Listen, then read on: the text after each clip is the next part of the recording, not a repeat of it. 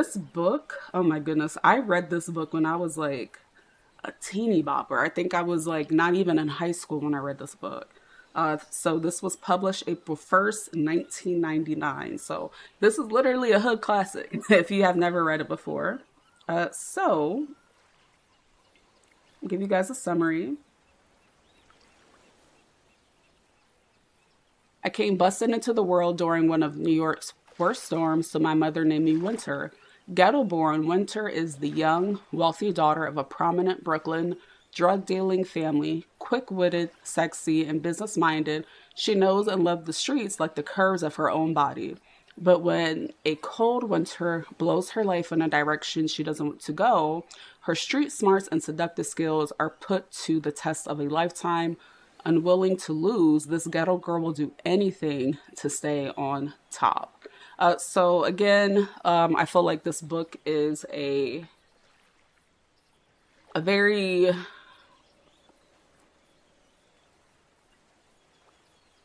don't know, I feel like kind of torn with this book because it is a book that I considered one of my favorites growing up. I love this novel, but rereading this years later as an adult, it definitely just changed my perspective on not only like the characters in the story, but the story that was actually being told to me. And I think that there are a lot of themes that you just don't get in this book until you're an adult. So the book opens with Winter. We get introduced to her, and she's just telling us how she came out, her mom's poom poom screaming on a cold day. And, she's just really that girl. So we first get to learn about Winter's family in a very romanticized way. We learn that her mother was very young herself when Winter was born. Her mom was a very, very young teen mom. She lets us know she was 14 when her mom had her. And her father was also somebody young. But I got the impression after rereading this that her father was possibly older than her mother. So yeah, so he was a big time drug dealer, and that was her world. Her world was being a drug dealer's daughter in Brooklyn. She didn't have to want for anything. All of their assets were in cash. That was a lifestyle, and to me, just like reading this, it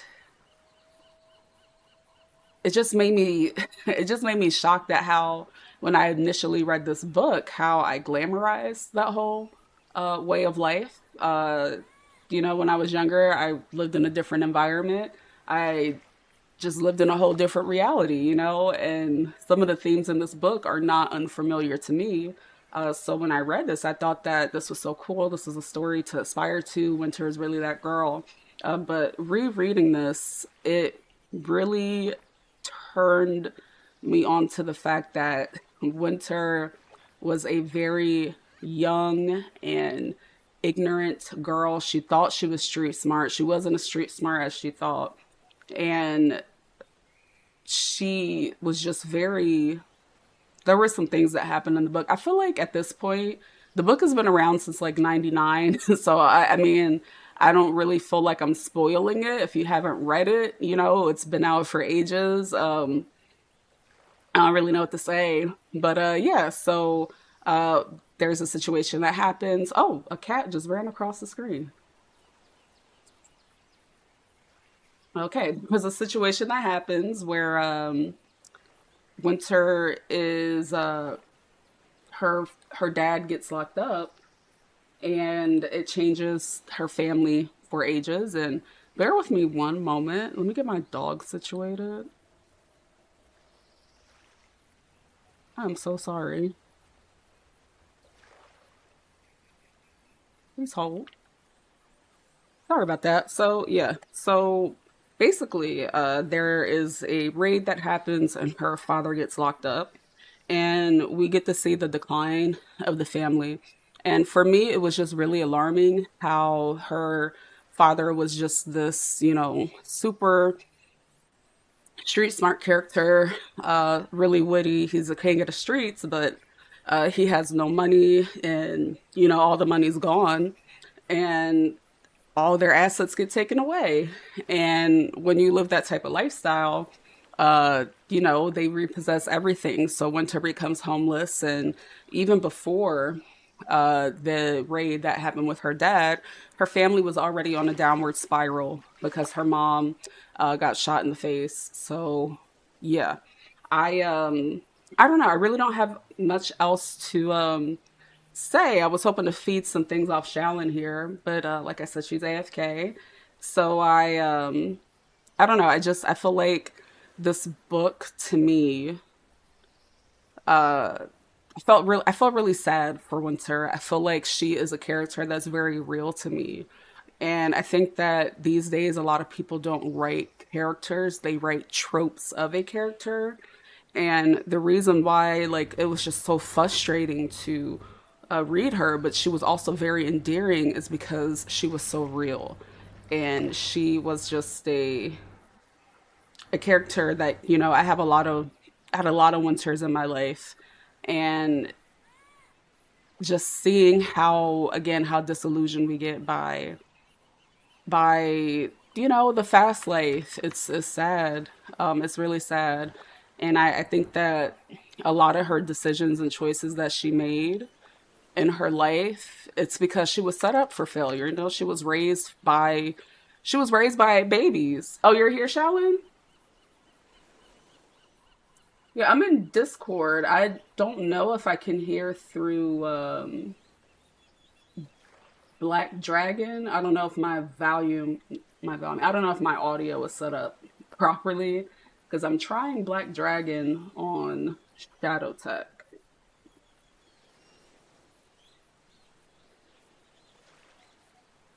No, yeah, take your time. I'm just looking at my notes here, trying to make sure I didn't miss anything. But yeah, I feel like she was just set up for failure because her mother was a very vain woman, very superficial, and she raised her daughter not to be strong, not to be independent, but she kind of raised Winter to know that if you want to get ahead in life, you need a man, or you need to use your looks, to use your body, and that just really didn't help Winter her situation. She still ended up living in that group home. She still ended up living in, um, she was homeless for a bit. So it's just, yeah, I don't know. Like, it's really sad, all of the character dynamics. And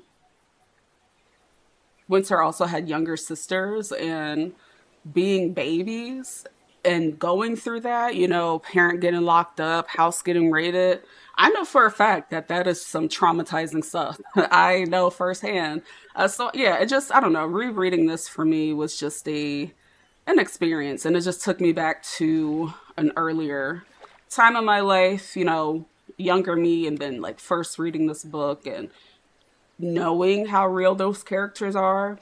It really makes me want to like go back and read other novels that were written in the same time period, other urban fiction, because like I said, these days people write tropes. Like they don't give us really well fleshed out characters. Oh, I see you now in the chat. Hi. That was love. She was an attention seeker. You're here. Hey, Shallon. I see you now in the YouTube chat. My bad.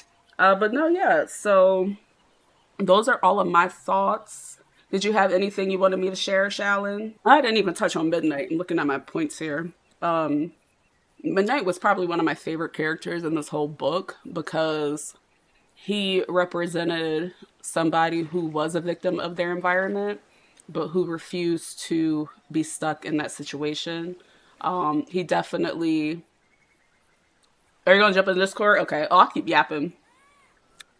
He definitely was smart, and I'm kind of glad that him and Winter didn't work out. If you have read the book, I know some people really wanted Winter and Midnight to work out.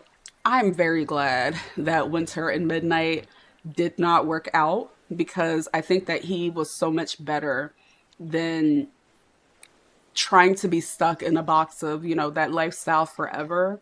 Winter was very self-centered, very small-minded, and she wanted this man so bad from the time she was young.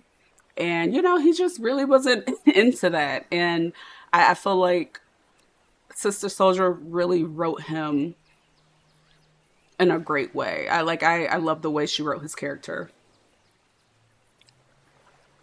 Oh, I do not want to interrupt. Hello. Oh, Can hi, you hear me? Shalyn. Yeah, yeah, I'm just over here Hello. yapping. I'm so sorry I didn't see your the YouTube chat. I have been having technical No, difficulties. no. You're good. You're good. You're good. You pinpointed exactly what I wanted to jump in at as well. Were you finished with your thought? I didn't want to interrupt. Yes, ma'am, I am. The whole midnight and winter situation. Okay, so let me preface this by saying this book is not the same book I read in my young adulthood, late teens. This is not, it's not the same book. The same words, but it's not the same book for me. And I mean that with all respect, because when I would say the first time I read this book, I was definitely into hood novellas. That was my jam. I was very suburban, born and raised. So to read books like this, it was very glamorous. It was very exciting. It was very like jealousy inducing because I'm like, oh baby, I want to live this rap video lifestyle. Sign me up. I'm so glad I did not because I would have ended up in dead or in jail. So I'm glad I did not get a taste of this life, as exciting as it did seem. Because reading it now in my big age, it makes me very sad because the messed up part is that even though this book is, older, it still happens to this day. And this is how people live to this day.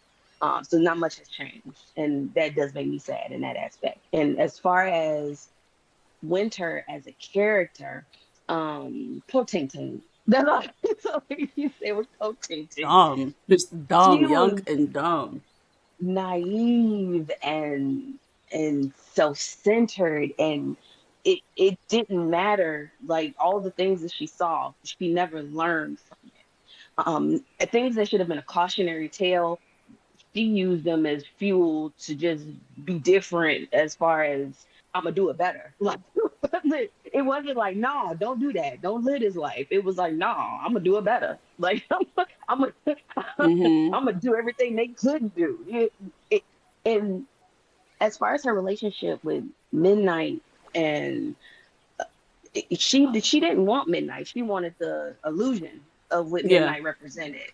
yeah. And I think Sister Soldier did a very good job as far as giving this character that you would necessarily dismiss, that you wouldn't think, oh, he's just another drug dealer. You know, that wasn't his main motivation. Like he was actually trying to do more. He was actually trying to be better. That's he was just using the game as his vehicle to do so, but he did have bigger plans, and it did make a very easily dismissible character to somebody a little bit more complex and interesting. And it it was hard to even remember why I liked Winter as I reread the book, because and I guess that's maturity, because I I really just felt sorry for her because it was like she literally just repeated the same history that she could have been, gotten away from, because there were opportunities for her to actually get away. Like the circumstances were horrible, but she actually had opportunities to learn from them and do something different, be somebody, be something better.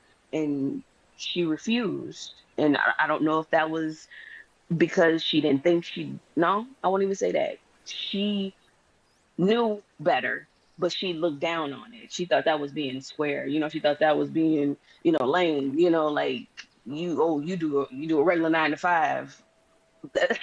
Yeah, like oh boo corny. I don't know. Like Right. I said, like this reread for me was man, I really don't talk about my business like that, but it just took Yeah. me back a lot of places to the point where I remember when, they were talking about when they were raided and I hit my brother up, like, do you remember when da da da happened? Like when we were Hmm. kids to us. And Yep. it put me back in, that mindset and, uh, because Winter and I had a lot of things that were parallel, except for, I think the people that raised me, one of them just got to a point where she was like, "Yeah, this is not the life that I want for my kids." And Mm-hmm. she Mm-hmm. definitely made sure that we did not repeat a cycle. And I'm very Right. thankful for that because again, like Winter was too real of a character to me to the point where I just like really idolized her and I thought she was so cool. And I have, loved ones, friends, family members that still have that outlook that she has to this day. Right. And Right. it's like that is a very it's just a sad mentality because you see it and it's just like it's just ignorance. But again, like you Yeah. don't know better because you never been shown better, right? Like I said earlier, her mom was 14 years old when she had her, and her Yeah. mom just raised her to know, you're sexy, get you a man that da da da da da. You can have you a good man on the side if if he's broke, at least the D is good. Who was raising their Right. 12-year-old child to learn that you can have some good D on the side if he's broke, but find you a baller? What? Like Yeah. what? Yeah. So her mom failed her, but I think when I started to realize, like you said, like this is not the same book that I read before, is when her mom got shot in the face. And Yep. she was like, "Oh, well, you don't look right, but I'm trying to use your car." Like, "Ooh, mommy, you look good." Did not care at all. Like, she was so I hate to use the word narcissist loosely, but she was just so self absorbed and Yeah. so self centered. Like, your mom literally got shot in the face, and you're trying to get back to Brooklyn. But Yeah. again, like this really happens in like real life. And Yeah. yeah, like reading this, It's like, I'm not girl, your gonna, mama was yeah, like your mom literally whole face disfigured, whole shot in the face. And her mom, I mean, why would you go with your man to do his business because you want a car? You're putting yourself in hmm danger because you want a Bentley? hmm Come on hmm now. Yeah, like your mom was a whole casualty of war, and you still trying to get to the exact same place somebody tried to kill her, like to go hang out, to go show face. Yeah. It was the yeah, it was not. It almost seemed like Winter was, I'm as much as I love an unreliable narrator, she was almost to the point where she was in her own story, literally. Like no matter what calamity was going on around her, no matter what downfalls happened, no matter what, you know, literally near death experiences to her mom was going on around her. Her whole focus was that she needed to get back, stunt on her friends, go go and show face and show that she not leaving the city. Like man, like you really missing the whole point. Like your father was trying to get you to safety. And like your own worst enemy at this point.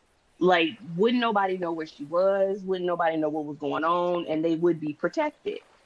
But to her, none of that mattered. Like, she had siblings, like, she had little siblings, like, she had a whole family that, needed to be cared for and safe, but that she didn't care. She needed to Mm-mm. get and show her outfit.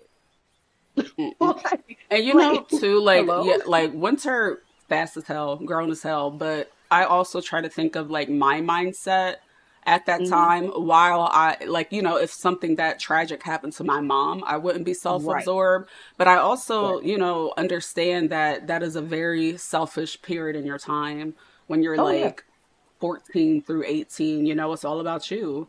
And I think that reading it as an adult, it's just like, you selfish little ungrateful heifer. But Hmm. again, when you're, young, you just think that's so cool. Like, oh, she does what she wants. Truancy, right? And like, that Hmm. rereading, I'm like, oh, so she was being neglected. Mom having parties just about every night.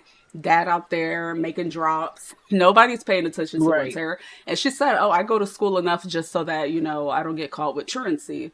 So it's like Exactly. she was fending for herself and nobody actually raised her and nobody showed her anything.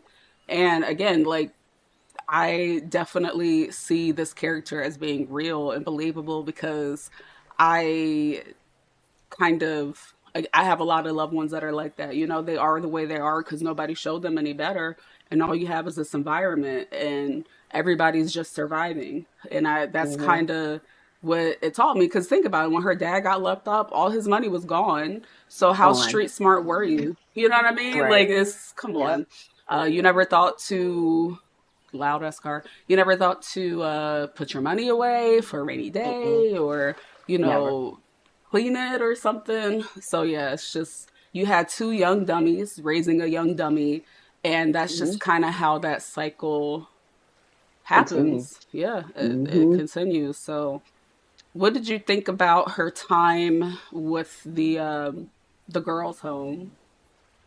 The time with the girls' home, that was always so interesting to me.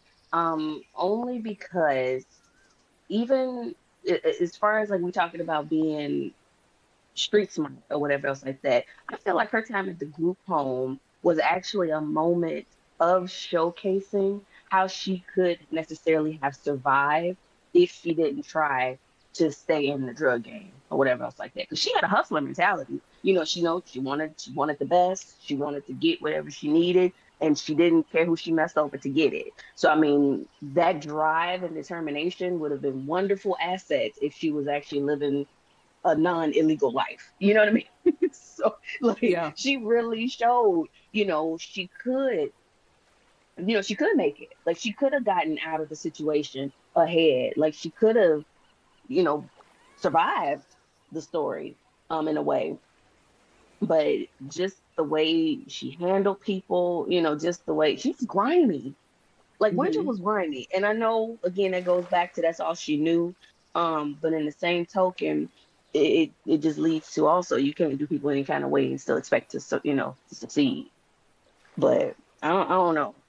I respect the hustle, but everything else, her character was just cold blooded, cold as winter ever. yeah. And honestly, like she shouldn't been nobody's drug dealer. Like, girl, just No, be a girl. Like, what are you doing? Like, you're not even yes, good at trying to do this. no, Mm-mm. no. Um, yeah, and then her mom was also another character that I felt bad for, because all Mm-hmm. her mom had Mm-hmm. going for her were her looks and Yep. keeping this man. Man had a whole side family. Man had a whole side Mm, chick, whole mm, time, mm, mm. and it's like that's a very sad reality for a lot of women in Yeah. that environment. Yeah. I grew up seeing a lot of people in the neighborhood, neighbors, distant relatives, and stuff like that. They depend on a man to take care of them. This man don't got no 401k. His 401k is whether he's going to go to prison or not. You know what I Right. mean? Like, if something Right. happens to them, what do you have going for yourself? And Nothing. it is a sad reality because they support these these entrepreneurs, these hood entrepreneurs, and the Hmm. minute they get locked up, it's just like the money was a crutch. They don't have no Yep. skills. Mm-mm. They don't have a resume. All they have is a pretty face, and uh that's it. And they Yeah. held somebody down for years, and they have nothing to show for it. No. So it was even sadder for the mom because her looks got taken away from her, and that's all Hmm. she knew, that's all she had. And just to see her descent, and it was kind of sad. Like, my heart broke for the mom Hmm. because nobody ever showed her better. So No. No. yeah. And like you said, that was all she had. That was her looks was all she had. And so for that to be even, and I wholeheartedly stand by delusional, but the point where, her whole thing was she was, basically essentially once she lost her meal ticket, she was, in theory would have been able to find another one. But since she did lose her looks, the same thing that saved her, that the same drug game that, gave her the lifestyle that she wanted and, made her feel good and everything else like that, those same drugs, ended up being a downfall for her as well Yep. in more ways than one. So no, definitely I felt more for her than I did even I think reading the book, like I said, the first time. It really did break your heart because it was like, as you said, like that's all they knew. So for her to lose the only thing that made her valuable in her mind, and then to find out what was going on with Santiago, Santiago after all of that, she even didn't want to believe that part. Winters, it was like a Winter doing her little scheming self, going back forth, didn't want to tell her mother what was going on because, she of course didn't want to upset her, but in the same token, she was still trying to get the money together and everything else like that. So it wasn't like she was concerned about the well-being of the rest of her family. I think that was more of an afterthought than anything, because if they didn't have anything to offer her, she wasn't finna go looking for them. Right. Yeah, and I don't know. It was just the way she ended up. Like, it was heartbreaking, and I feel like it didn't have the impact that it should have on Winter's life as the reader. She didn't feel like that, and I think that hurt, because I mean, the relationship that they had. Like, I know it was more sister friend than anything else like that, but in the same token, that was your mom. Yeah. Like, and you see what she's going through, but you still trying to what do the same thing, sell to people just like her. Like, I don't know. I don't know. Yeah. And Winter was also like very had no concept of a dollar. So No, like when it no. was to the point where she had like a couple $1,000s to her name, you're buying a $500 outfit. Are you dumb? Like what? What? And Yes, again, like when yes, I was a kid, I was like, oh well, at least she's making sure she looked good. No, right. why are you buying? She's like, well, I could get the receipt, girl. And another thing that that kind of stuck out to me was the hypersexualization of young girls throughout this Yes, book. And that's yes, just something that happens, especially not only in the hood, but just for young black girls in general. I think that gets projected on us. I don't know what your experience was like with that, but when I was growing up, by the time I was 10 years old, I was 5'8" with, development, my chest area and everything. So hmm I, kind of had to get sexualized at a younger age than I would have liked. yes, And as young black girls, we're kind of just conditioned to be ashamed, and if something happens, it's your fault. And right. again, we're often hypersexualized. So Very much so. No, yeah. I wholeheartedly agree, and I think too that was another reason just reading the book with new eyes. No, I wholeheartedly believe. I mean, and it's a whole nother topic I could go on a rant about, but just as young African American women or women of color, even when it comes to like news media, like media and things like that, like when one of us goes missing or anything else like that, or something happens, like, I mean, like babies, I mean, 10, 11, before adolescence, they're considered women. Like, they don't call us girls, or they don't call us babies, like it's always categorized as a young woman went missing. She's Hmm. 10. That's a baby, a little girl. Like, Yeah. call it what it is. And it's just like, I feel like just growing up as a woman of color, as soon as you start developing and whatever else like that, like, why are you being looked at as a woman? Like, why are you, being categorized as a woman? Like, that you're still, a little girl, young lady, whatever case you want to say. But just the fact that, somebody's quick to call them fast, or just assume that that's what they're involved in or whatever else like that, because they look a certain way, or they're, whatever the case may be, where someone else, another counterpart of a different race, isn't looked at like that. They're still a kid. It just so happened their body changing, but they're still a kid. So why we don't get that same grace, or that same, level of care? And like I said, that could be a whole nother tangent I could go on. So I'm gonna keep it to this book. Oh no, But yeah. I was about absolutely. to say I welcome the tangent because, like I said, I know firsthand what that is like. Yes. We all share It's that experience.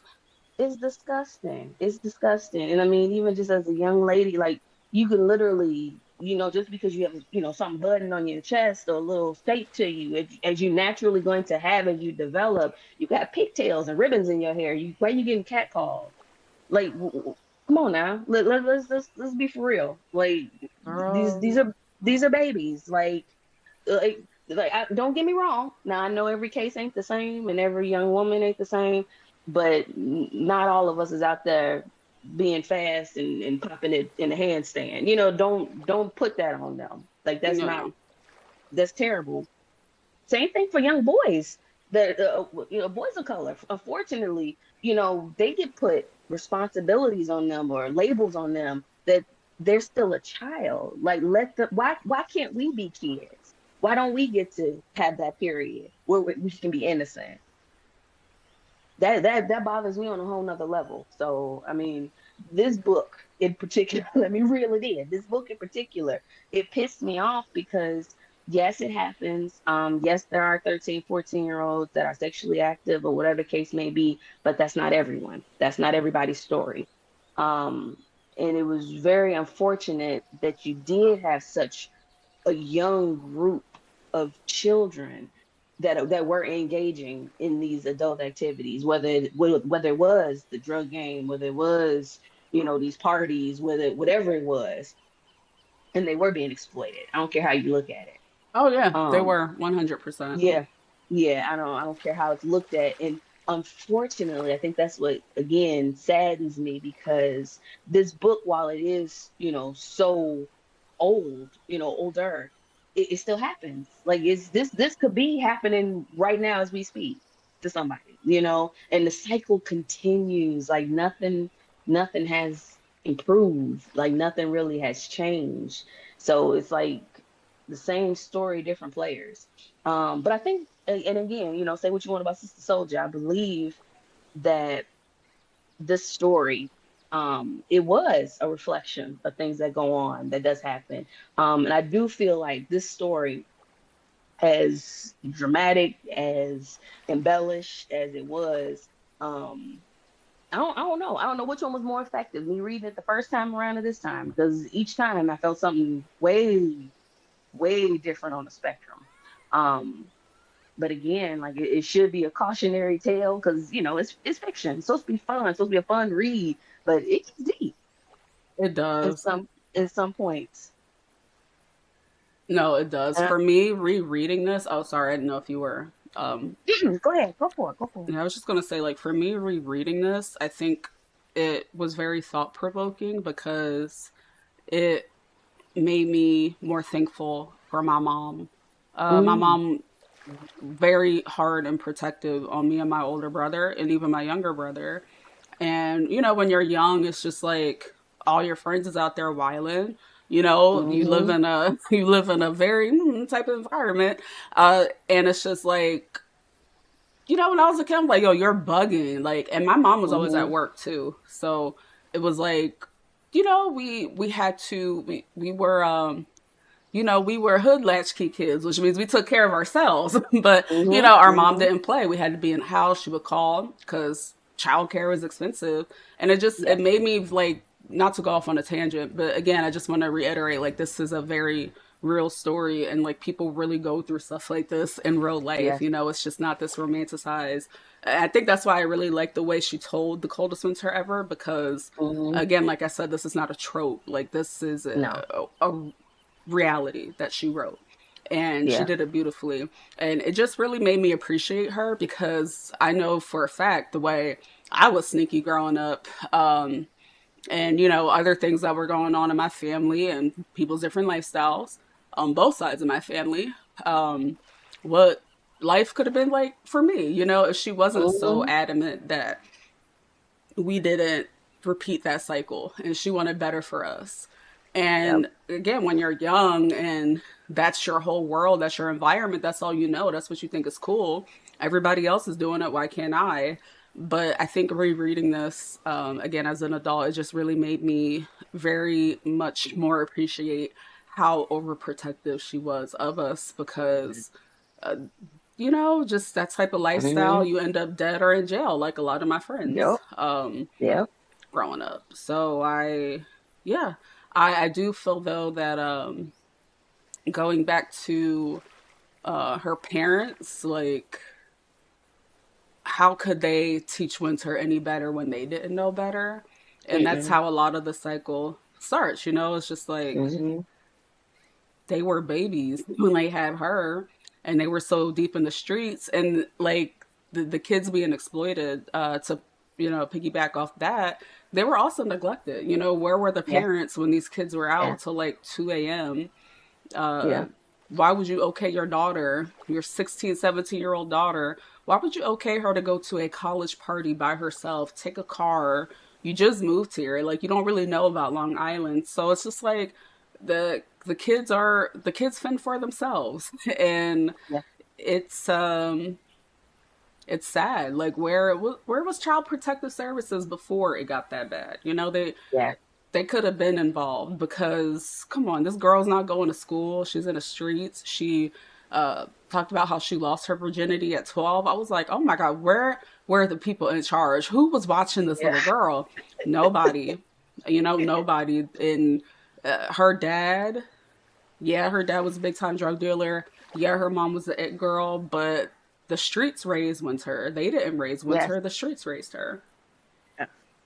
Yeah, the grandma is the baby. Exactly. That was it. The whole the whole time.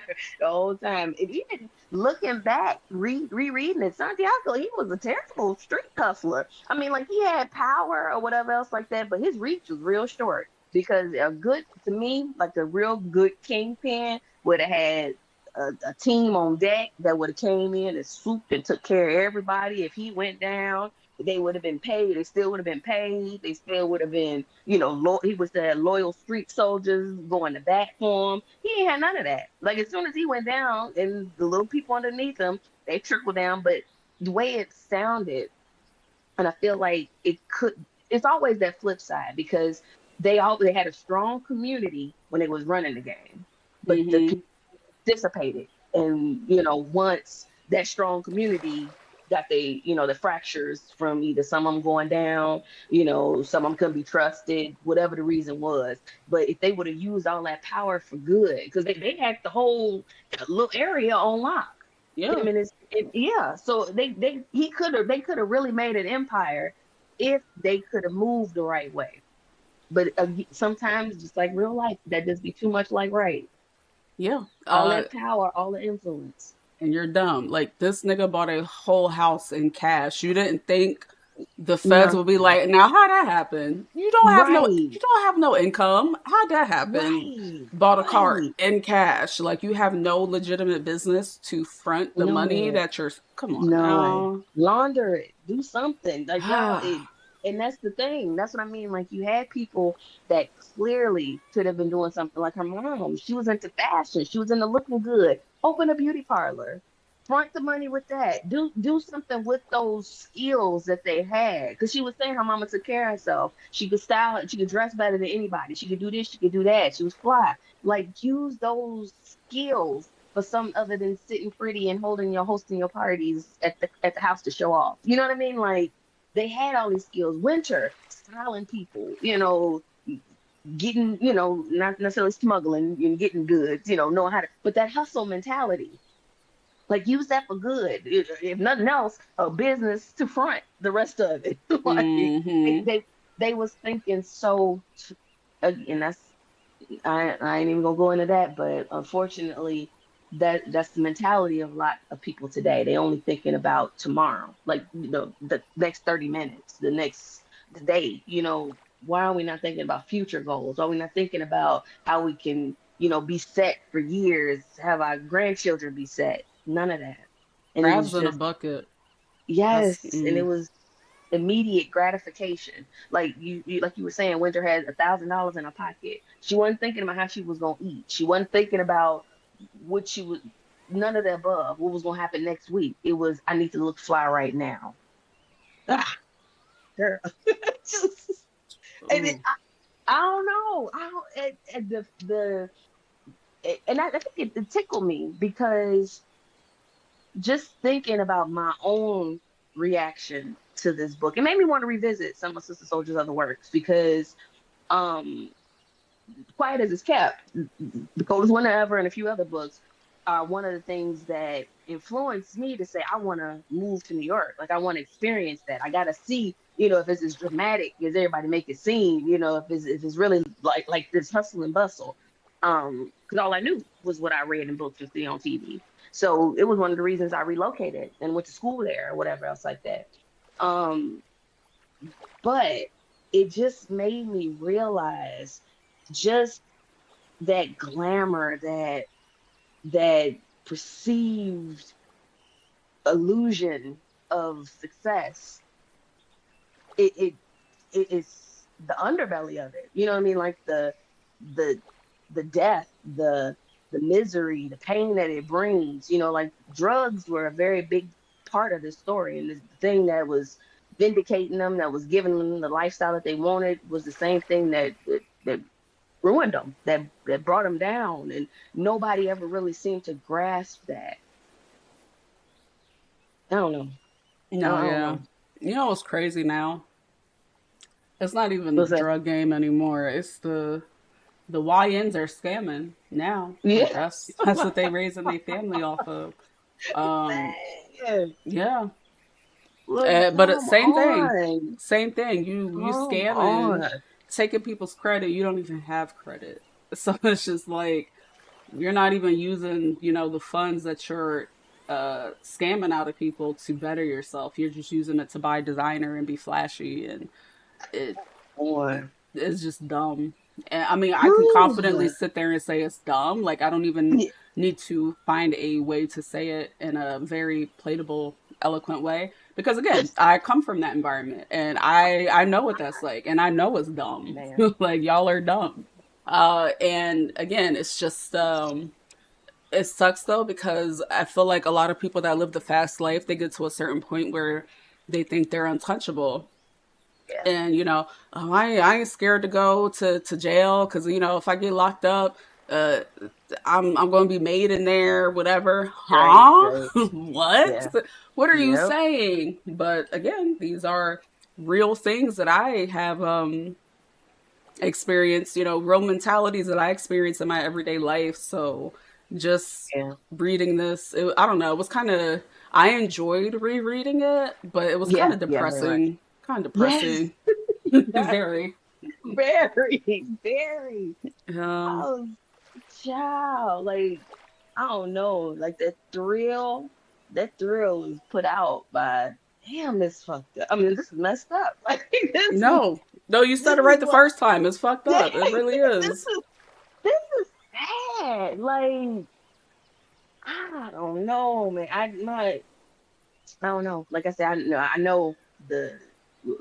I was looking, googling. 1999 is when this book was released. Um, so yeah, very different time frame, but the times have not changed much. And I think that saddened me more than anything. And I don't know. I don't want to keep harping on it, but it was. I don't know. I don't know. And just knowing Sister Soldier's other works, I mean, I guess the continuation, it wasn't really quite a continuation, but it was a continuance of Winter's story, with Life After Death, which was her, technically, Winter's book.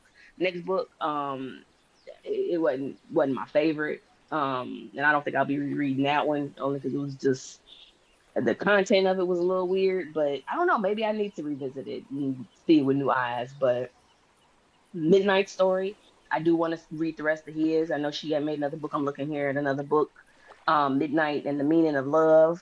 And then Midnight got a second book, Midnight, a Gangster's Love Story. Yeah, a Gangster Love Story. So he got two more books after that. So I'm interested to read more about him. I didn't even know those existed. So I'm going to try to find those. But hopefully he redeems the storyline, because I feel bad for everybody. I just, Yeah. I'm I not just gonna hold you. I tried to read the when I tried to read the second book when I was younger, and I was like, man, this corny as hell. I don't want to. I don't want to read this. which one, the Midnight Book or the Love Yep, After Death? the Midnight Yeah. book. I was like, man, I don't want to read this. But again, I think Okay. that's because I Yeah. read that with the mentality of thinking that, Yeah. oh my God, Winter's so cool. She's really the girl. Right. Like, why would they do her Right. like that? Free Winter, da da da. And now She got I'm made a like, t-shirt. she She got made a deserved t-shirt. it. Lock her up Yeah. again. Lock her up. Lock her up twice. Lock Yeah. her up till she learns something. Yeah. Yeah, for sure. for sure. So yeah, I'm read them. I had to check it out. I need to read Remember when I said I wanted to reread a lot of the books that I read growing up? Like I used to read a lot of them. Eric Jerome Dickey. I think I'm Yes, good. I think I'm yes. good. I think so too. And this taught me that, I think I'm just going because I feel like, again, they definitely write for a certain audience, and Yes, I'm no longer in that demographic. I'm no longer young and dumb. I'm gonna read it. Um, I'm gonna read it. I'm gonna reread it. I It's gonna don't piss me off, know. but I'm gonna reread it. I'm gonna I, reread them I can just just, because. I can just like picture opening an Eric Jerome Dickey book now and just probably knowing that I'll get pissed off chapter Very two. much so. Very much so. Like he kind of was weird a little bit in the way Yeah, he that was. he He wrote was. women. But I used to love his Oh, books when I was younger. I was like, oh my god, these are so good. What? he another one. He low key hate women. I don't care what you tell me. He low Oh key hate no, women. he does. Continue. I'm sorry. I'm No, sorry to him and interrupt. Tyler Perry definitely need to start a coalition of like men who write women that hate them. Actually, Yes, yes, yes. Very yeah, much so.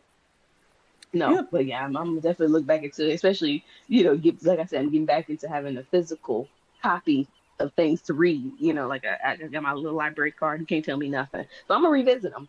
I'm gonna revisit them at least on the side. That ain't my little side reading because definitely I need to. I want to go back and I want to think.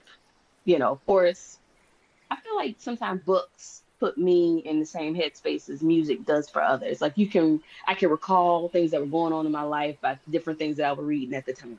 So I remember that time frame when I was reading the Eric Jerome Dickies, the Sister Soldiers, and trying to consume every little hood book I could find.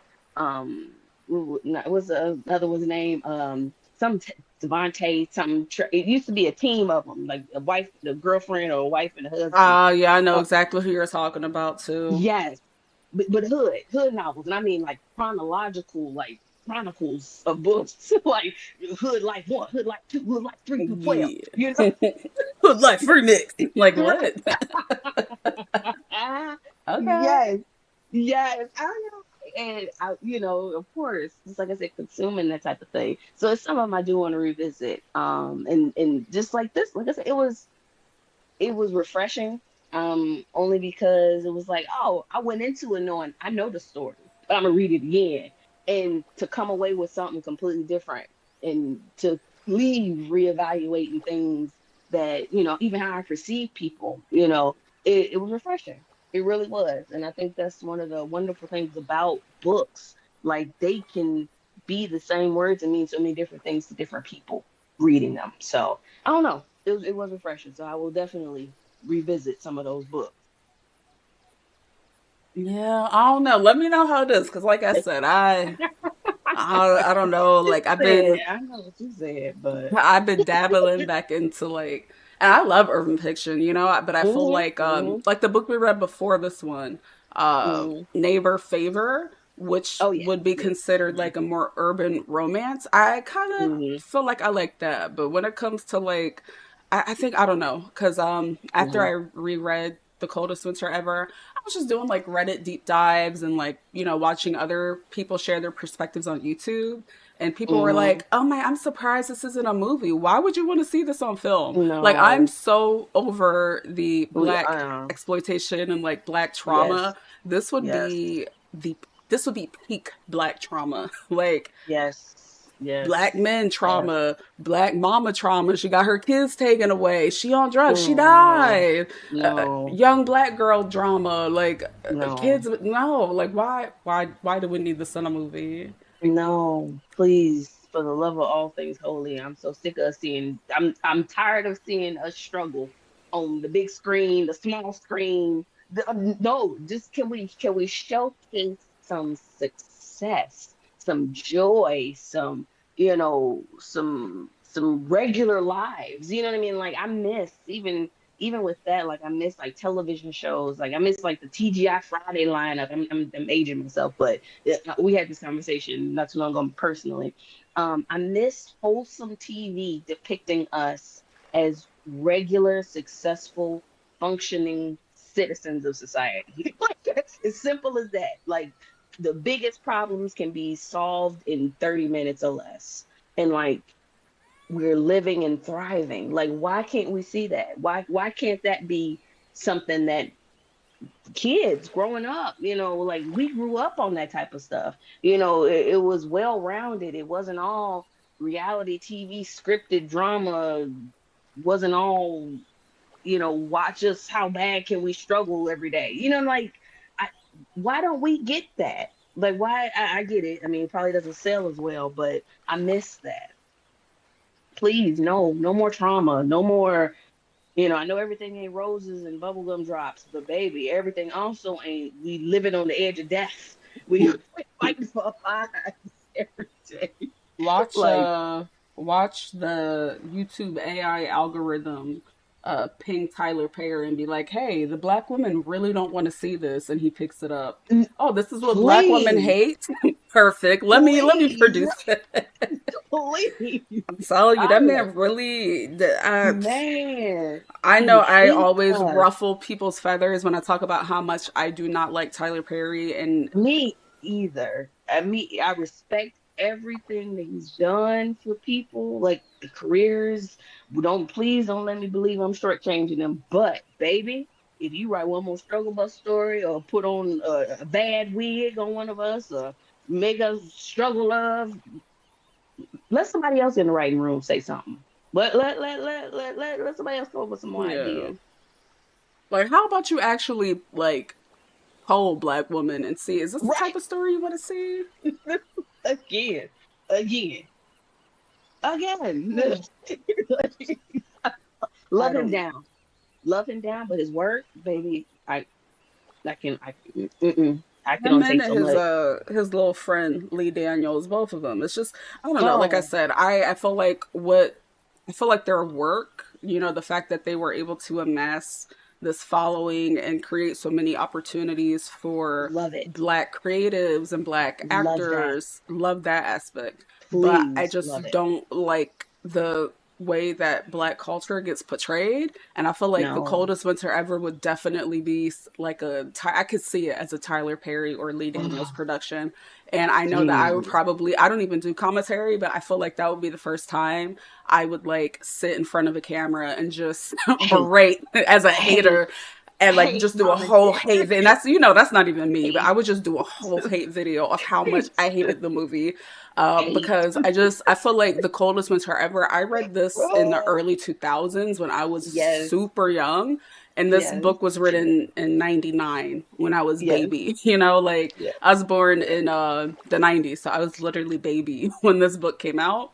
I feel like it is a story that is just best digested one on one.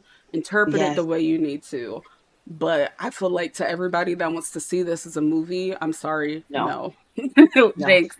No. Go go watch whatever is already Power or whatever else is already Yeah. on. It's gonna be the same digested recycled story. We Enjoy go that. Take that go in. watch Medea goes to the zoo with an AK-47 on her hip or whatever it is that Tyler Perry puts out there. Like watch that instead. Like please, I'm I'm sorry. sure. I'm sure that is the title of the 12 Yeah. movie. The 12 Medea movie. I'm positive. Yep. I would almost bet that's the title Yep. of that movie. Yep. So, no, absolutely not. But I mean, wonderful idea, but baby, no, please don't, please don't. No, But no, thank I you. love it. It was a ride. It was definitely a ride. Would I recommend the ride? Sure, at least once, at least once. But when I say Coldest Winter Ever used to be on my top favorite book list. And I mean, you know what? I won't even say that I've taken it off. It's just definitely changed positions. Because if nothing else, it was very well written. Yes.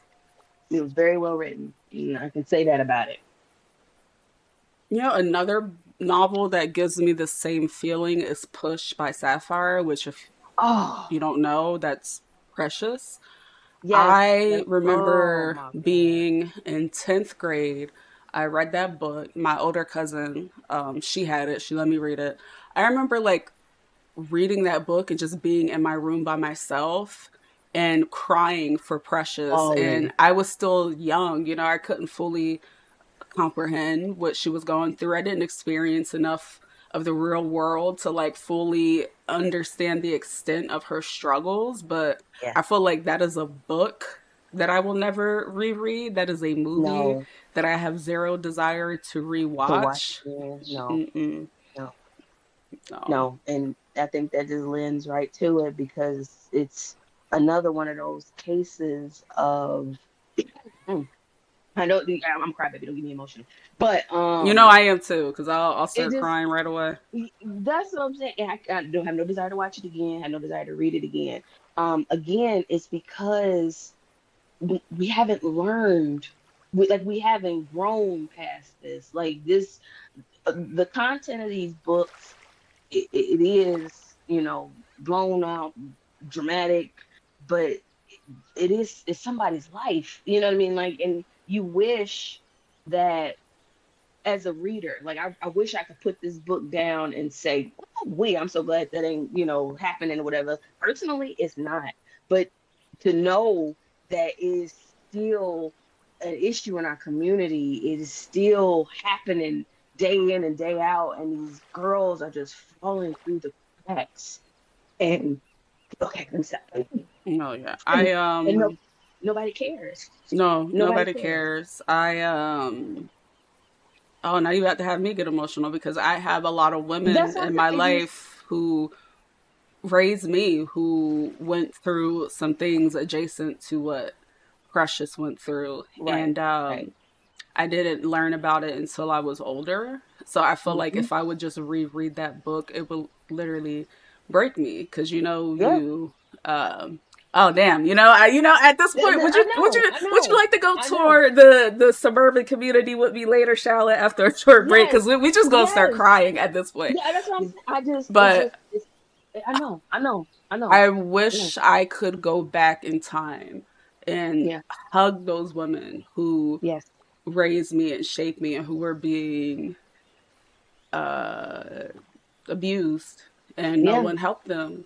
right, And when people like watch the movie Precious or like they read the book, they think that shit is funny. It's not funny. right. It's not. Um, yeah, yeah. See, now Yeah, you got me about to get emotional. No, because I know, I yeah, know, I I know. don't think I ever want to re-experience that because No, now that I no. know what I know, it would literally break me. So I can't Yeah, redo that one.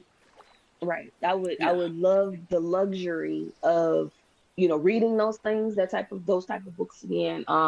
Saying, oh, this just happens, wherever, it's just, oh, it's a great story. But to know that young women who look like me or my niece or it's happening. It's happening. And no, I couldn't. And I think that reels right back into we don't need any more trauma. We don't need no No. more trauma on TV. We don't need no more trauma on to consume for other people to consume our trauma. Like we don't. That's not just the only representation of us that we deserve. Like it happens, yes, but that's not the only representation that we deserve. We deserve to showcase the other parts, and then we also deserve to have somebody to reevaluate how we are allowing things to happen in our own homes. The whole, what happens behind closed doors stays behind closed doors. That mentality and all the other stuff. You know, Yeah. Yeah. black people, none of that You stuff. know, But black people, but you're right. yeah, I feel like I'm a very woke person. I just feel like at this point, the exploitation of black trauma by Right. black people is becoming very played out. All of the I'm stories at tired. this point are redundant, they're tired.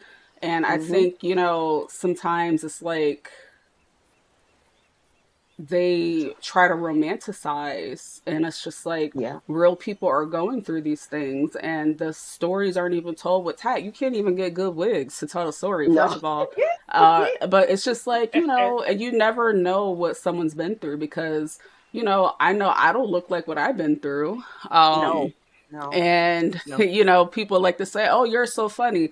Thanks. I grew up in the hood. That's why I'm funny because all we have is laughter. Like, you got to Huh. learn how to laugh. Like, because if not, the trauma will literally get to you.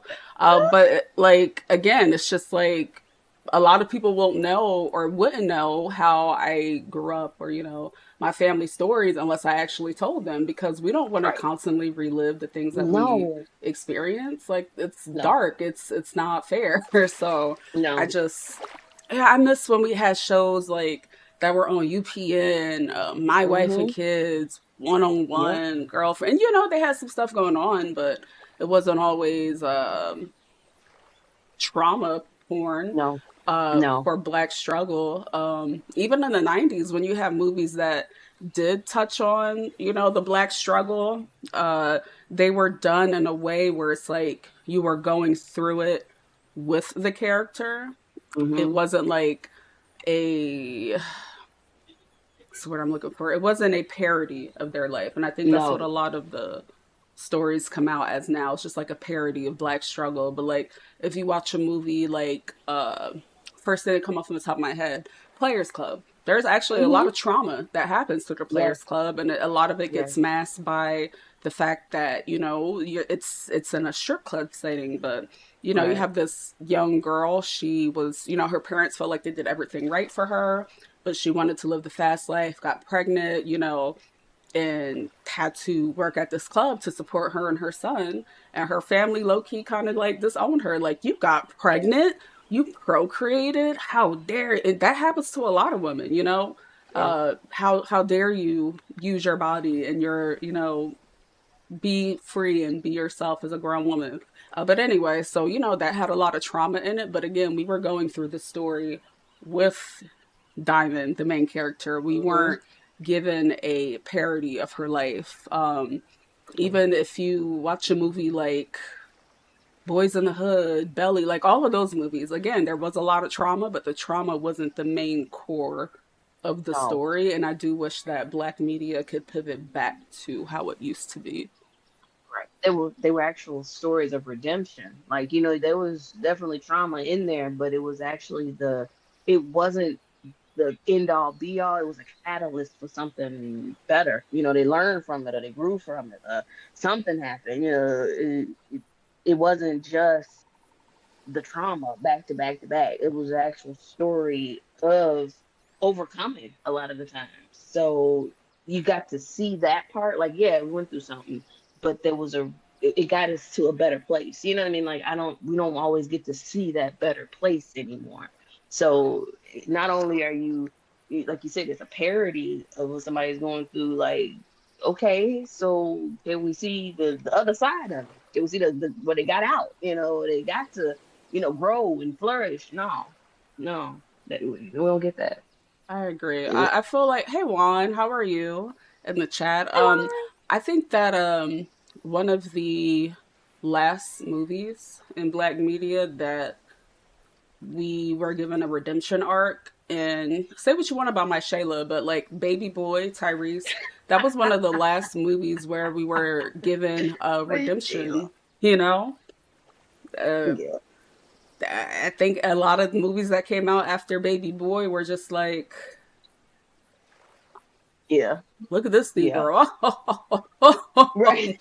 But you know what though? I feel like that has occurred in many different minority groups now. Like a lot of the media that gets put out about us is again Hmm. exploitation of what people go through, whether it's, Yeah, the Black community, Latino community, Asian community. A lot of it is just a parody of what our yeah, lives are like as minorities in America. And it makes you yes, wonder, like, one, who's funding this and why?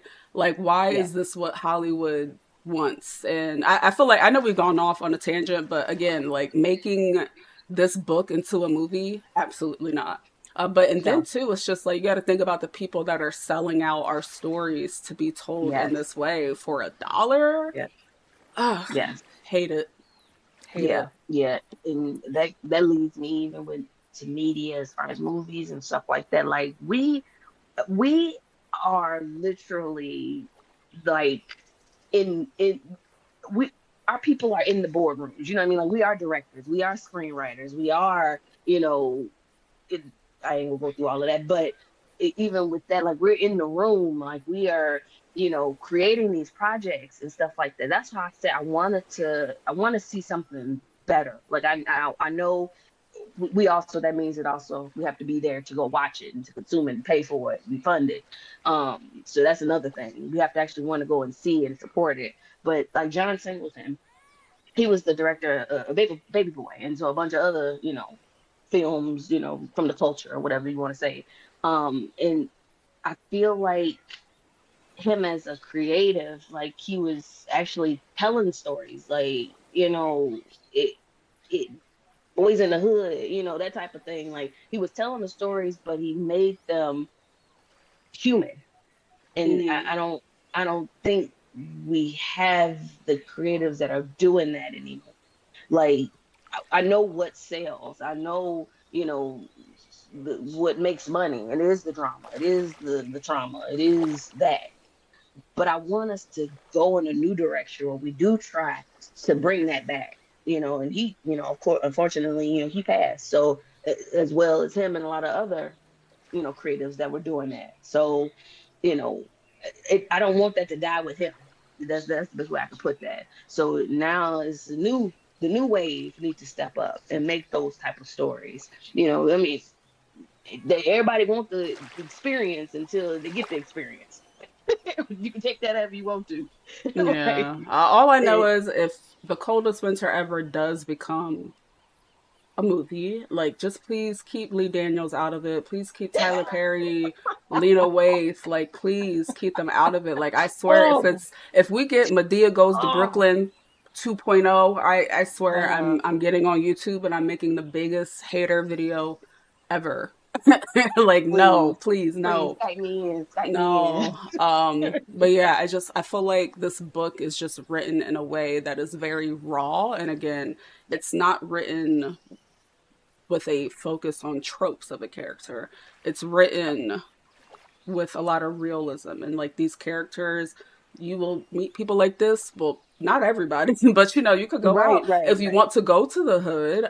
Don't recommend it for everybody, but Mm-mm, if you mm-mm. want to like take a gander through the hood, you might meet a person or two like this. But don't tell them Ivory sent you. If you go to the hood, Yeah, I don't to the know. hood. I don't. Let's take a gander to the I wouldn't hood. even send you to my hometown, baby. I wouldn't wish that on nobody. Like, just No. but if you want to take it upon yourself and take a gander there, you will meet people like this. I feel like Yeah. though that Winter is she's a character that is insufferable, but because she is so real, you can't help but to want her to win and want her to do better. But Yeah. she just did Yeah. not know how. No. And No. I also love, I didn't mention this earlier, but before we do call it a night, I love the way Sister Souljah used her own self as a literary tool. Mm-mm. I can't Yeah. identify the word for it right now because I'm on my third cup of coffee for the day and my brain is still not working. I don't know what it is, but she used herself and her presence in the novel as I would say like as a form of hope. So like whenever Mm-hmm. there was like a path that Winter could choose, she can either, do right. Like that one girl that was trying to get her out the situation in the mall. She's like, I'm gonna take you to Sister Souljah. She's like, boo, corny.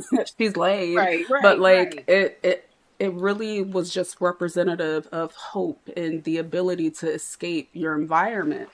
And you would be surprised how many people just choose what they know because Yeah. doing something unknown is super scary. Like when I left Right. home, I moved from South Jersey with two, kid you not, moved, oh, I left South Jersey. I'm really not an emotional person, but I Right. left South Jersey with two big laundry bags of clothes. And I Mm-hmm. was like, after college, I was like, I can't go back home. I can't. Mm-hmm. I can't. And oh, thank you, Aria, for getting the zoomies. Thank you, Mama. Come here. She's like, girl, what did you get sad for? She knew you What were is down. that? She knew you was down. She went, You not, got the not on her zoomies. watch. But yeah, so I left South Jersey with two bags of clothes, Mm-hmm. and my aunt's husband's military. So I was like, they let me stay with them because Mm-hmm. I knew I couldn't go back home. There was nothing there for Right. me. There was no opportunity. but Right. that was one of the hardest things that I ever had to do.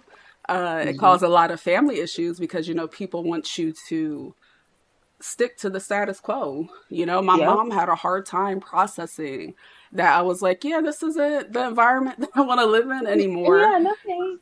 Thank And, you, but no thank you. it caused a lot of tension at first, but I think as time went on, she understood and, they ended up moving out here as well. But Hmm. it it would have been so easy for me, Shallon, to like stay Hmm. home and not take that risk because for generations, I come from Yep. generations of, we'll just say stuck. She's a beauty. Yep. Hello. Yeah, I come from generations of what the hell happened, who did it, and why. And, Yep. just me saying, I don't want this for myself after many generations of people just sat and said, well, I guess this is life. I was like, Right. oh, Right. and I'm glad that I did it because it encouraged other family members to be like, you know what? Maybe she's right. Maybe she's Right. on to something. So, I'm glad because, I do have a younger Hmm. brother, and where I'm from back home, it's like when you're there, you don't think about it much, but Hmm. when you leave it, you're like, damn, that's kind of crazy. I spent Yeah. the first 20 some years of my life surviving, not living, but Yeah. surviving. And, I had a younger Yeah. brother, and the environment, they say the pressure is getting worse and worse. Yes. The environment Worse. was getting worse Yep. and worse. Yep. But, Hmm. in reality, it's always been bad, but I was just young and I just thought that Right. it was normal. So Right. I'm glad that, my mom got my younger brother out that environment. My older brother left because it really wasn't much for us. But I think that in this novel, the way that Soldier used herself as a beacon of like, there's a like, this doesn't have to be your reality. This doesn't have to be your life. And at first I was like rereading it and I was like, I don't remember this. And probably because when I was like fucking 12, 10 years old reading this book, I was like, boo, she's corny. Ew, like, get Sister Soldier Oh. out the book, boo. Oh. But like, as an Boo. adult, I'm just Yes. like, my heart would break for Winter every time she had the opportunity to go to Sister Soldier, aka take a new path, find hope. Yep. It Yep. it was uncomfortable for her. And Yes. it's just like, it kind of, I don't know, like I said, this was a rough reread for me because I know what that's Yes. like to Yes. have to break away from everything, to choose something different and better for yourself. So Yep. I feel like that's one thing that will always stick with me uh, after rereading this book because it is so hard to choose better uh, Yeah. for you. Yeah. Absolutely. Absolutely. I didn't want to interrupt. Were you looking for self-insert? Of The course. stuff as a was that looking were you Self looking for a insert. Yes, self-insert? self Yeah. insert. And she's a Yes. beauty. I'm good. We're discussing The Coldest Winter Ever by Sista Souljah. I don't know if you ever read it, Beauty, but we read a hood classic. We read a hood Yes. classic in March. Yeah. Absolutely. But no, I wholeheartedly agree as far as like Sister Soldier and her part in the story where it could have been it where I think it could have come off by her putting herself in the book, it could have come off as self-righteous, but I feel like it was more so that Sister Soldier had actually seen it. She actually lived it. And while it was a story, she had seen a bunch of winters. You know what I mean? Like in the fact that Mm-hmm. in the book, Sister Soldier was giving these girls, like you said, another way out. Uh-oh. Uh-oh. Ruh, ruh, ruh, ruh, ruh. Ruh, ruh, ruh. Ruh, ruh, ruh, ruh. Napa saying, yeah, me too. Exactly. Napa want to be involved in the conversation. I respect that. I respect what he's Mm-hmm. saying. That's a that's a thinking mind right there. Okay, let me go ahead and turn on my noise removal. Thank you, Napa. Mm. Your opinion's over. He's Yeah. looking in the mirror, barking at himself. Napa, no, he's having a self-reflection moment. He wanted to speak on the coldest winter ever as well. I respect it. I respect his opinion, my brother. Preach, Napa, preach. Thank Right. you. But no, yeah. Any final thoughts, Stalin? Yes, I wholeheartedly recommend this as a read. Um, One of the best parts about any good book or any good story, it makes you think. It makes you feel a certain way. and it makes you reflect on other stories that how it affects you, how you can put it into perspective for yourself. It makes you think. Yeah. I definitely recommend it. Yeah, I would say that I'm never rereading this book again. I read it more than once as a kid, and I was like, "Wow, this is the lifestyle. I'm trying to be like Winter." And reading it Yeah, as an adult, I'm glad that I was never Winter. You know, I'm glad that was right. never my reality. I feel that it is important to, because I don't want anybody thinking that because I am very anti Tyler Perry, that I feel like stories, you know, like this by Sister Souljah or any Tyler Perry production or like I do feel like it is important for our truths to be told. But I think Hmm. that what sets aside a story like The Coldest Winter Ever, you know, that it's a true story and the characters have dimension and we see them for who they are. And I feel like it is important to have these stories be told. So I would like to read. Napa, are you okay? Oh, okay. Napa too. Yep, Napa said he want to read them too. So, yeah, I do want to read more stories like this, but I feel like it's been so long since I read a story like this that was centered around like black truth and like what we go through in these communities, these marginalized groups, and have it just be told with such tact. And Hmm. I don't know, but like I said, it's definitely something that I don't want to read again. The Yeah. same way I never want to read Push, aka Hmm. Precious. Never want to read that again in my life. Hmm. The same way I don't want to watch what's that movie with the evil light skinned man, Michael Ealy, and he the kids. What movie was that? For Oh, Color oh, Girls. yes. Baby, you couldn't pay Oh, me to watch that again. I'm absolutely not. so good. I am so good. Absolutely not. But yeah, I feel like Oh, yeah. this book is finally going into that category for me, because I, as an adult, realized that this was not the glamorous story that I thought it was. It's actually a very Mm-mm. sad story and a Yeah. cautionary tale of what happens when you constantly fall victim to the cycle of, you know, abuse, poverty, Mm. whatever. Yeah, that's all. Yeah. Yeah. So April, I feel like I suggested this. So do you have any suggestions for April, Miss Shallon? Oh, hold on. Let me pull up my Audible. Let Because me I see. know you got a good mystery book in your arsenal somewhere. You know I love I know mystery. I do. I do. I Yes. do. Hold on. Let me look at my wish list real quick. Oh,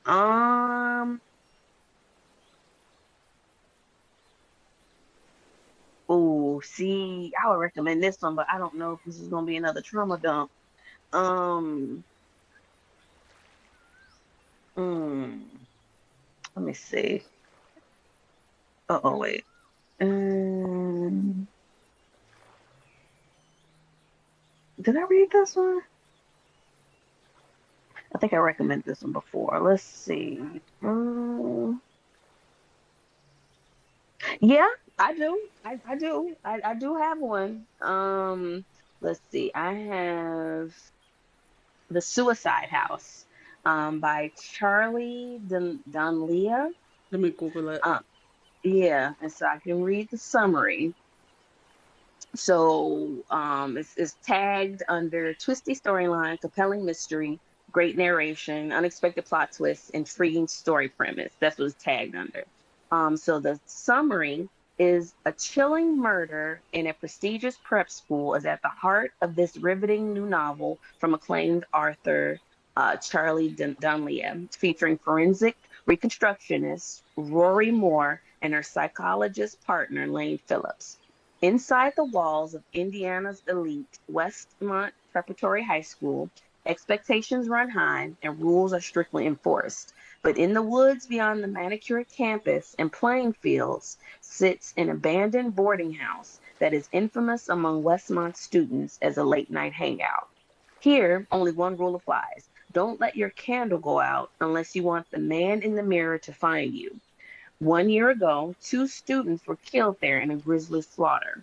The case has since become the focus of a hit podcast, The Suicide House. Though a teacher was convicted of the murders, mysterious and questions remain. The most urgent among them is why so many students who survived that horrific night have returned to the boarding house to kill themselves. Rory, an expert in reconstructing cold cases, is working on the Suicide House podcast with Lane, recreating the night of the killings in order to find answers that have eluded the school, the town, and the police. But the more they learn about the troubled student, the chillingly stoic culprit in a dangerous game gone tragically wrong, the more convinced they become that something sinister is still happening. Inside Westmont Prep, the game hasn't ended. It thrives on secrecy and silence, and for its players, there may be no way to win or to survive. That's Ooh. the synopsis. I don't know. That's what I'm throwing out on the table. It's on my wish list. I wanted to read it anyway. So I'm selfishly throwing it in the ring, but if you got another, I'm open to that as well. Because I know everybody ain't into a mystery, but that's my bread and butter. Well, yes, I do love a good mystery. I am down to read it. I feel like Thumbtack holding it down in a different time zone, but I feel like Thumbtack would definitely like this book. And yeah, if anybody else, again, if you want to read along with us, we do have the Books and Brunch channel in the Discord. And if you want to come to the meetings, let's say you don't want to read the book with us, you want to just talk about what you have been reading, you can feel free to jump in the Discord call at any time while we're having Books and Brunch. And we do it the first Sunday of every month. We talk about the book from the previous month. But yeah, I'm down to read this, Shallon, because you know me, it's either going to be a romance, sappy, corny book, a black romance book, or a fantasy novel. And the only other book that I had in mind was The Priory of the Orange Tree. Um, yeah. Oh, I like it. I like when people throw stuff out. 'Cause I mean, like I said, I know what I like. I know what I enjoy, what I gravitate toward. But I feel like the best part about book club is that when you do receive recommendations from others about maybe a genre that I wouldn't necessarily dabble in, and I find little hidden gems, I feel like that's where Books and Brunch really comes in clutch because I've explored some books I wouldn't normally necessarily look at and have enjoyed them and have led me to authors that I wouldn't normally look at. So I'm really appreciative of what Books and Brunch does and the fact that people can. This is a safe space, so please feel free to recommend. Tell us what you're reading because you don't know who you're helping. Share that hidden treasure. Right. Like, please help me read about other things besides fairies holding hands and kissing. Like, I. Yeah, not kids, not Now, kids. Kith. Now, Kith. Yeah. She's abused. Sorry you didn't get to finish reading. No worries, lovelier, because you had a rough. Oh, I'm so sorry. I hope April goes much more smoother for you, beauty. Yes, absolutely. Yeah, I don't know what was going on with the universe, the stars out there, the ancestors. Man, March was also a very uh, troubling month for me as well. yes, child, That's all I could say is child about March. child. But I felt like being able to have the creative outlet that was in Zoe really kept me distracted because, baby, March was marching. That's what's up. Yeah, March was marching. But yeah, so yeah, definitely. If you could drop it in Discord, Shylin, the Goodreads link, and I'll do the flyer. Yes. I think if have I been reading? I haven't really been reading anything new. I have revisited fan fiction, and I don't care who judges me. I just randomly kept getting like, if anybody has ever written fan fiction, I kept getting like kudos on my old stories, and I'm like, oh my god, people love me all these years later. And yes, Yes. I am one of the writers that wrote a really good story and abandoned it. So what? Uh-huh. So what? People still love me in my unfinished story. But, Right. just I was getting my emails and I was like, oh my God, they love me on archive of my own. And Yes. I just started exploring fan fictions of genres that I will not disclose. But I have been. Respecting your privacy at Yeah, this please. time. Thank you. Thank you for respecting my privacy. I have been revisiting fan fictions, and it just, for me, I don't know what it is, but whenever I read a really good fanfic, it just inspires me to be creative. And I'm like, I kind of want to update my stories. Like, hey guys, it's me. I know it's been Do two it. years. I Do know it's it. been 2 years. I'm probably gonna just embellish a fake story. Sorry guys, I got attacked by a bear and I had to take my skunk to the vet, and it was just really sad. I'm Oh, sorry I haven't been able to update. Yeah. oh, oh. Yeah, yeah. But yeah, I think this was a really good discussion. One of my favorite discussions so far at Books and Brunch. We laughed, we almost cried, Man, and we hated on Tyler Perry. Like, how could it get any better than that, honestly? well rounded, well Mm. rounded. Kudos, kudos, Kudos, yeah, to all of us. kudos. Yeah, after this, I am going to take a tour of Suburban City. You're more than welcome to join me if you like Oh, Shallon. Um, absolutely. Yeah, I'm gonna stay in the Discord call. I'm gonna get up and stretch a little bit, check on Mr. Napa and see what ails him. Um, but I'll be back in like about 10 minutes. Okay. I don't know. He's just looking in the mirror, staring at himself, and just barking. I don't know what his emotional problem is. Listen, he has big emotions for such a little body. Hmm. Please respect his privacy at this time. He'll be 9 soon too, so maybe he's just Oh, yeah. But he got, yes, he's feeling some kind of way about everything, and he wants his opinions known. I understand. As I become a woman of a certain age, I have opinions, and I want them to be yeah, I known. think when I'm like him and I'm pushing the senior years of my life, I'll probably stare in the mirror a lot too. So, but yeah, so anybody in the chat, or if you're watching this in the future, stick around. I'm gonna take a short break, and then we'll be touring a community sim in Second Life. Shallon is going to join us now, which is going to make the tour even better. And we're going to walk around suburban heights and see what it is in that community. But again, please join us in the Books and Brunch section. Okay, Aria, of the oh God, oh Lord, please join us in the Books and Brunch section in the Discord. My Discord is linked on my YouTube channel. And again, Books and Brunch, our goal is just to get people more comfortable reading, whether you listen to an audiobook or if you want to read some fan fiction like me, or if you want to join us in our monthly reads, we'll meet you where you're at, because we just really want to encourage people to get out there and read. It's a beautiful thing to be able to dive into a story. But thank you so much for joining Shallon and I today. Whoop, whoop. Woo, Love woo. y'all. All right, we will catch y'all later. Bye. Bye.